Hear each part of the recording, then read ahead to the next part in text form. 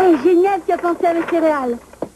Ça oui, j'avais l'air fin avec ça. Il faut mettre autre chose que ces bestioles sur la boîte. Et puis il y a plus de sucre là-dedans que dans une barre de Oui, chocolat. alors, j'ai le droit d'aimer le sucré, non? Oh, tu n'as pas pensé à mes cigarettes? Si, mais il n'est pas question que je te paie des cigarettes. Les cigarettes, ça tue. Oui, et la vie aussi, tu sais. Tu sais, tu ne devrais pas faire la maligne. Oh, sois gentil, garde tes sermons, tu veux? J'en ai suffisamment entendu avec maman. J'allais au cinéma et si je rentre avec une demi-heure de retard, et allez, tu veux me faire mourir? Pourquoi est-ce que tu traînes comme ça? Tu n'as pas de cœur, tu veux déshonorer ta mère? Et vas-y que je te sanglote. Enfin quoi? Je suis presque majeure, j'ai 17 ans. Sans me vanter, je ne suis pas si moche que ça. Je n'ai rien contre les garçons et je leur plais. Est-ce que c'est un crime?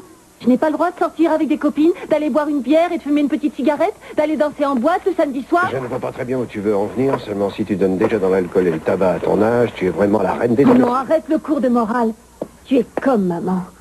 Enfin, c'est pas vrai. Est-ce que je suis une femme perdue pour que maman hante les églises et use son chapelet en priant pour mon salut éternel?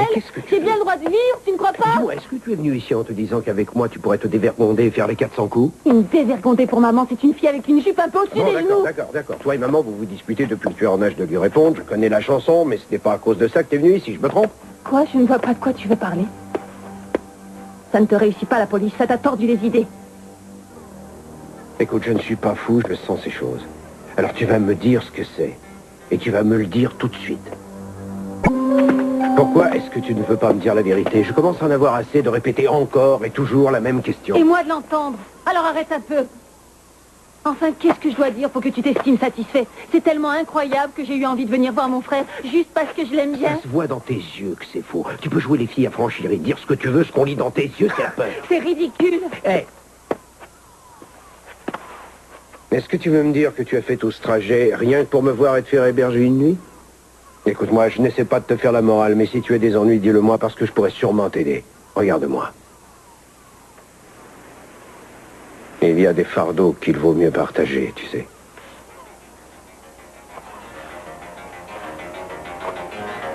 D'accord. Tu as raison. J'ai fait une fugue parce que je suis dans une impasse. J'ai de gros ennuis. Excuse-moi, je me conduis comme un bébé. Non, ne t'excuse pas, c'est naturel. Mais il faut que tu parles. Tu n'as pas à avoir peur, je suis là pour te protéger maintenant. J'étais partie faire un tour à Tijuana un jour avec une bande de copains. Maman dit que ce sont des voyous, mais elle dit toujours ça. Enfin voilà, on était dans un bar du coin, bien tranquille.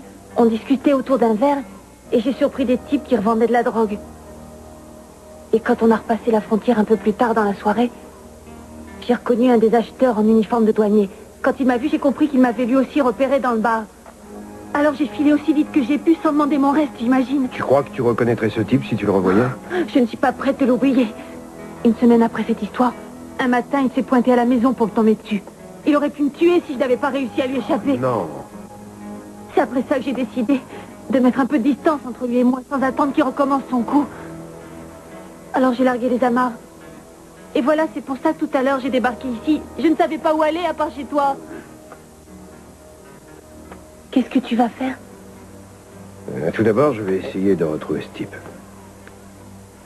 En attendant, comme ça risque Ne de me prendre renvoie du pas à temps... la maison, je t'en prie, ce serait du suicide.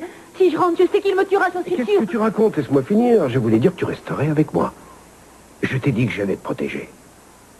Et ne t'en fais pas pour maman, je vais la prévenir. Oh, merci, tu es chic. Oh.